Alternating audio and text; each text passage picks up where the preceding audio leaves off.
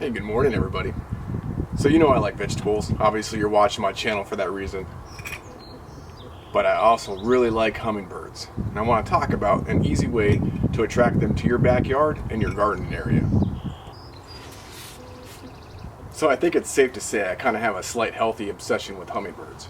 If you notice, right here, I've got a feeder hanging in my backyard. And I've noticed the hummingbirds have started to migrate through. They disappeared for a couple months. They're showing up now. So this morning I took down the feeder that was there and replaced it with this one after I created a fresh batch of nectar, right? Nectar's super simple. You boil a cup of water, you put a quarter cup of granulated sugar in it, you let it cool off, done, right? You just got to make sure everything dissolves properly. You don't have to buy the special stuff at the store. You don't have to put any dyes in it. As long as you have a little bit of red on your feeder, they'll find it. Hummingbirds will find it, trust me. Do yourself a favor though, buy yourself a quality feeder.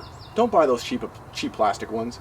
They leak everywhere and you'll have ants and bees and wasps and all sorts of other stuff you don't want. This one is made by Pet. It's a leak-proof one and it does a pretty darn good job of not leaking anywhere. You fill it from the top.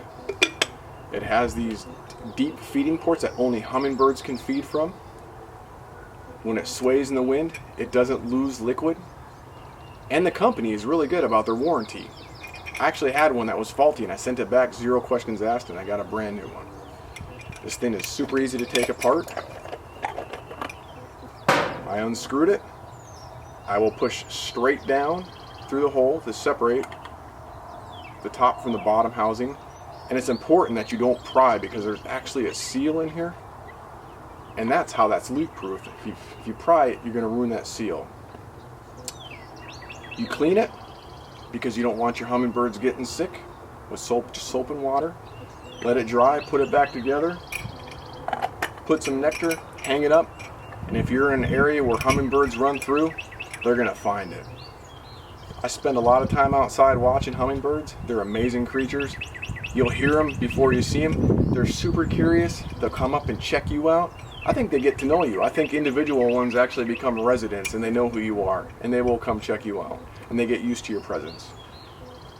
For a $20 or $30 investment, hours and hours, all throughout the spring and summer.